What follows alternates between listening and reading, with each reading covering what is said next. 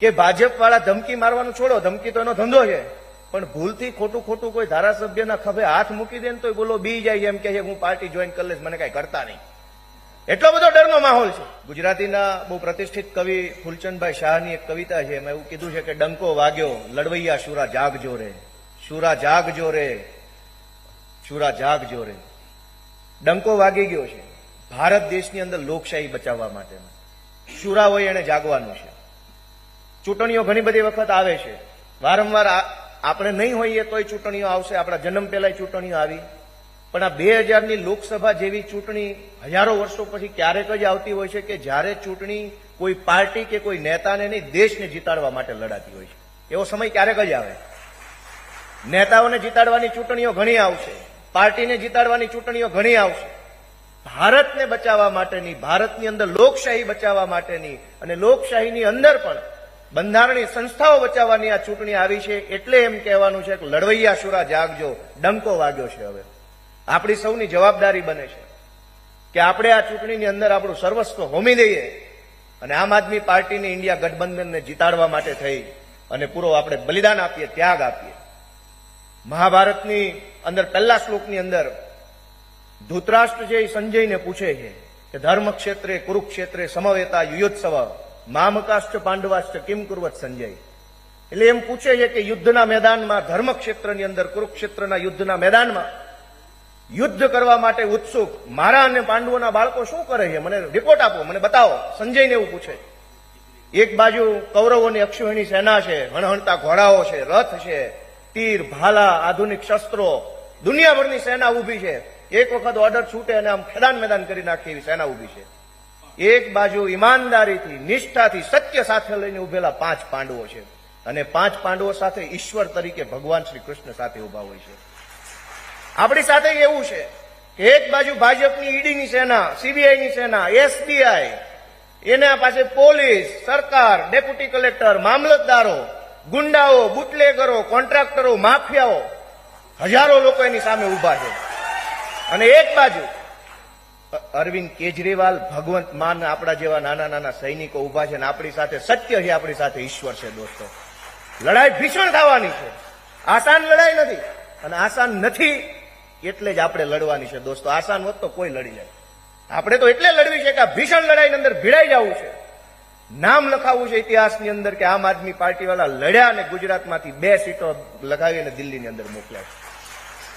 ઘણી વખત આગ લાગે, આપણે જોયું છે. જેમ કે વડોદરા હરણીની અંદર બોટ દુર્ઘટના બની, મોરબીમાં કોઈ દુર્ઘટના બની, એની પહેલા તક્ષશિલામાં આગ લાગી, એની પહેલા ક્યાંક બીજે આગ લાગી, અથવા ક્યાંય પૂર આવે, અથવા ક્યાંય કોઈ હોનારત થાય તો 2 પ્રકારની ઘટનાઓ સામે આવે કે એ આગ જયારે લાગી ત્યાં આજુબાજુમાં જે ઉભા હતા એમાંથી ભાગ્યા કેટલા અને અંદર કૂદીને જીવ બચાવવાની કોશિશ કોણે કરી. 2 પ્રકારની ઘટના સમાજની સામે આવે. આજ દેશની અંદર આગ લાગી છે તાનાશાહીની, ભ્રષ્ટાચારની, દાદાગીરીની. આપણું નામ ભાગી જવા વાળામાં લખાવવું છે કે કૂદીને બચાવવા વાળામાં લખાવવું છે, આપણા બધાના હાથમાં છે. દોસ્તો, આપણે જોઈએ છે કે જયારે કોઈ ઘટના બને એટલે ફોટો આવે કે ઢેંકણાભાઈએ કૂદ્યા અને 4 છોકરાનો જીવ બચાવ્યો. એનો વિડીયો આપણે બધા જ વાયરલ કરીએ. વાત સાચી છે કે ખોટી? જે કૂદી જાય એનો ફોટો આપણે વાયરલ કરીએ, આખી દુનિયાને બતાવીએ કે અહીંયા આગ લાગી, કે અહીંયા દુર્ઘટના બની, કે અહીંયા પૂર આવ્યું તો ફલાણા ભાઈએ પોતાનો જીવ જોખમમાં મૂકીને 4 બાળકો બચાવી લીધા. કેટલાક લોકો પાર્ટી છોડીને ભાગે છે. કઈ વાંધો નહીં, ભગવાન એમને સુખી રાખે, 100 વર્ષ ના કરે. પણ આપણે આગ લાગી હોય તો ભાગવા વાળા નહીં, એની અંદર કૂદી જવા વાળા, યા તો આપણે હોમાઈ જાય, યા તો 4 નો જીવ બચાવી એવા માણસો છે. દોસ્તો, એટલે બધાને મારી વિનંતી છે કે ઠીક છે, આપણે અહીંયા બેઠા છીએ, ખુશ છીએ, આપણા નેતા બેઠા છે, તાલી પાડીએ છીએ, પણ આ હોલમાંથી, આ મિટિંગમાં, આ સભા પૂરી થાય પછી આપણી જવાબદારી ચાલુ થાય છે કે હવે ઘરે નથી જવાનું. થેલો લઈ અને ચૈતરભાઈ અથવા ઉમેશભાઈ અથવા પાર્ટી જ્યાં જવાબદારી સોંપે ત્યાં આવતો 1 મહિનો, કેમ કે કાલથી તો ચૂંટણી જાહેર થઈ જવાની છે, થેલો લઈ અને મતદાનના દિવસ સુધી આપણે વયું જવાનું છે જ્યાં આપણને જવાબદારી મળે. તો આપણે માનીશું કે સાચા યોદ્ધા થઈને આપણે આગમાં કૂદ્યા છીએ. આ આપણી પરીક્ષાનો સમય છે. મેં કીધું એમ, નેતાને જીતાડવાની, પાર્ટીને જીતાડવાની ચૂંટણીઓ 100 આવશે. આ ભારતને જીતાડવાની ચૂંટણી છે. આપણા બાળકોને કહી શકશું કે અમારા સમયમાં તો એવી ચૂંટણી આવેલી, કરો યા મરોની લડાઈ થઈ, અને એમાં તમારા દાદા કે તમારા બાપા છે આગળ પડતા હતા, એવું કહી શકશું આપણે. આપણને એની ખુશી થશે, ગર્વ થશે. એટલે બધાને મારી વિનંતી છે કે આપણે બધાએ પૂરી તાકાતથી આ ચૂંટણીની અંદર ઝંપલાવીએ. આપણને ઉમેદવાર તરીકે ભાઈશ્રી ચૈતરભાઈ ઉમેશભાઈ બહુ સરસ માણસ મળ્યા છે. સમાજમાં આપણે જોઈએ છીએ કે ભાજપ વાળા ધમકી મારવાનું છોડો, ધમકી તો એનો ધંધો છે, પણ ભૂલથી ખોટું કોઈ ધારાસભ્યના ખભે હાથ મૂકી દે ને તો બોલો બી જાય એમ કે હું પાર્ટી જોઈન કરી લઈશ, મને કઈ કરતા નહીં. એટલો બધો ડરનો માહોલ છે. એવા સમયમાં ચૈતરભાઈ જેવો માણસ 1 મહિનો જેલમાં રહીને આવ્યો તો હજુ આપણે તો ફિલ્મમાં ઝૂકેગા નહીં, આ રિયલ માણસ છે, ઝૂકેગા નહીં. ફિલ્મમાં તો શું છે, એને કીધું હોય તારે આ ઝૂકેગા નહીં નો ડાયલોગ બોલવાનો છે, તે બોલી નાખે. રિયલ લાઈફમાં એ ઝૂકી જાય, ભાજપ વાળા ધોકો પછાડે તો. અસલ ઝૂકેગા નહીં જો કોઈ હોય તો આ ચૈતરભાઈ વસાવાએ બેઠા જેલમાં જઈને આવ્યા દોસ્તો. એટલે આપણે એમ કહીએ કે ગમે એવડી મોટી ઈડી સીબીઆઈ ની સેના આવે, આપણી પાસે આપણા દિલમાં સત્ય છે, આપણા વિચારોમાં પ્રમાણિકતા છે અને આપણા નેતા અરવિંદ કેજરીવાલ છે. એટલે આ લડાઈ આપણે જ જીતવાની છે દોસ્તો. અને મહાભારતની છેલ્લી વાત કહીને પૂરી કરીએ કે મહાભારતનું યુદ્ધ થયું, એક બાજુ આ બધી હજારોની સેના ઉભી, એક બાજુ નાનો રથ લઈને અર્જુન ઉભેલા. એટલે એને એમ થયું કે ભાઈ આટલા બધા માણસોને હું કેવી રીતે પહોંચીશ. ભાજપ વાળા આપણા કાર્યકર્તાનું મનોબળ તોડવા માટે એમ કે ભાઈ તમારી પાર્ટી પતી ગઈ, તમારી પાર્ટીમાં ફલાણા ભાઈ વયા ગયા, હવે કાંઈ થશે નહીં, ઓલા ભાઈ ઘરે બેસી ગયા, પેલા ભાઈ ઉપર બેસી ગયા. આવી રીતે આપણું મનોબળ તોડવાની કોશિશ કરવામાં આવે. અર્જુનની હાલત એવી હતી મહાભારતના મેદાનમાં, કુરુક્ષેત્રના. એને એમ થતું હતું કે આ પહોંચી શકાય કે નહીં પહોંચી શકાય. અમારા બેટા કૌરવો તો બધું મોટું લઈને આવ્યા છે. એ વખતે ભગવાન શ્રી કૃષ્ણએ એને કીધું કે હતોવા પ્રાપ્યસ્યસી સ્વર્ગમ જીત્વા વા ભોક્ષસે મહિમ તસ્માત ઉત્તિષ્ઠ હે કોંતે યુદ્ધાય કૃત નિશ્ચય. એને એમ કીધું કે આ યુદ્ધના મેદાનમાં મરી જાઈશ તો સ્વર્ગ મળશે, લડવા બદલ બલિદાન આપવા બદલ તને સ્વર્ગમાં સ્થાન મળશે. યુદ્ધને જીતી જાઈશ તો આ દુનિયાના તમામ ભોગ ભોગવવા મળશે. માટે હે અર્જુન, યુદ્ધનો નિશ્ચય કર, ઉભો થાય લડવાનું ચાલુ કર. આપણા માટે એ પરિસ્થિતિ છે કે આ યુદ્ધમાં જીતી જઈશું તો ભારતનું ભાગ્ય બદલવાની તક આપણને અરવિંદ કેજરીવાલજીને ભગવંત માન સાહેબને મળશે. કદાચ નહીં જીતીએ તો બાળકોને કહેવા થશે કે તમારો બાપો કોલર ઊંચા રાખીને લડતો હતો. કાંઈ વાંધો નહીં, આપણા માટે કરો યા મરોની લડાઈ છે. એવા સમયે માનની ભગવંત માન સાહેબ, માનની અરવિંદ કેજરીવાલજી આપણો ઉર્જા વધારવા, આપણો ઉત્સાહ વધારવા માટે આપણી વચ્ચે આવ્યા છે. હું એમનો ખૂબ ખૂબ આભાર માનું છું. આપ સૌ અરવિંદ કેજરીવાલજીના બાહોશ સૈનિકોનો પણ ખૂબ ખૂબ આભાર માનું છું, અભિનંદન કરું છું અને આપ સૌને વિનંતી કરું છું કે આ યુદ્ધની અંદર ઝંપલાવી દેવાનું છે અને જીતીને બતાવવાનું છે દોસ્તો. ભારત માતા કી જય.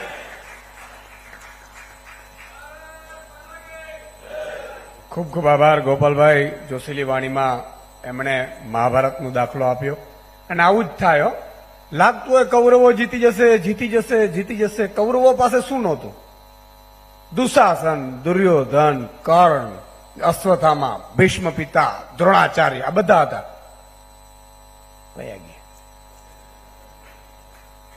संघर्ष करना पड़से. मैंने हमारा सर अभी भाजपा वालों ने एक तय किया है, पार्टियों में से किसी भी तरह डराओ, धमकाओ या तो बुलाओ, यार कुछ रखा नहीं है, इधर आ जाओ.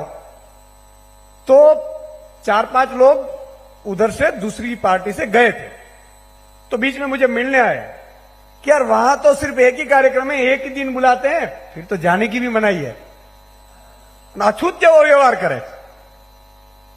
आ 2 महीना भाजपे એવું કીધું કે જેટલા આવે ને એને બકરીને ડબ્બામાં પૂરી દો. શું કામ? તો સામે વિરોધ ન કરવો જોઈએ, કારણ कि उन्होंने प्लान करके रखा है कि जैसे 400 का सिलेंडर 1100 किया, अब 2000 करना चाहते हैं.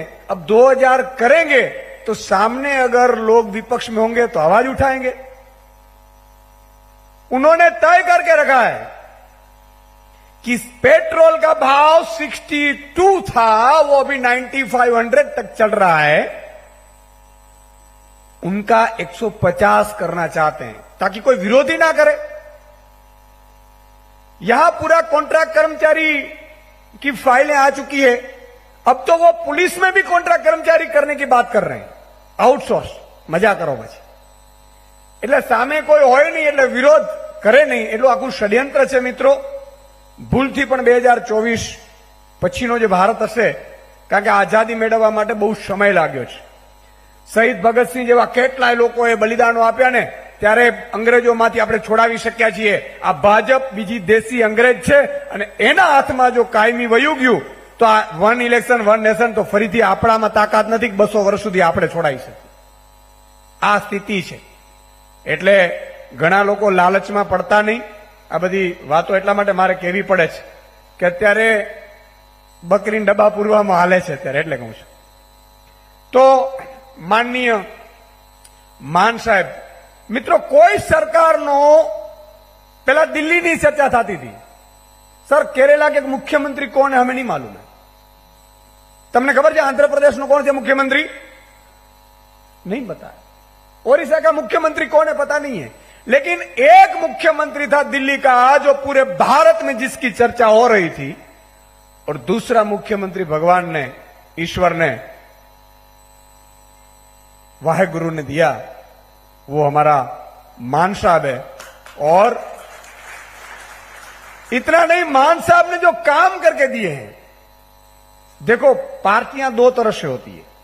एक तो लोभ लालच ईडी सीबीआई से सबको अपने में ले लो, और दूसरा होता है काम करके विपक्ष को खत्म कर दो. यार काम कर दो ना, हमें कहां राजनीति करनी है, हम भी छोड़ देंगे, काम तो करो. किसानों का कर्जा माफ करो, कॉन्ट्रैक्ट कर्मचारी को परमानेंट करो. तो हमें कहां करना है भाई? हम तो अच्छी खासी नौकरियां कर रहे थे. केजरीवाल साहब नौकरी कर रहे थे, मान साहब आर्टिस्ट थे. मान साहब ने जब बीच में हम मिले थे तो बताया था कि आर्टिस्ट था तो ज्यादा मिलकत थी, अब तो कम हो गई. तो ये आम आदमी है. મિત્રો, આટલા માટે પોણા બે વર્ષના શાસનમાં પંજાબમાં એટલા કામો થયા છે, તો હું માન સાહેબને કહીશ કે એ અહીંયા સંબોધન કરે.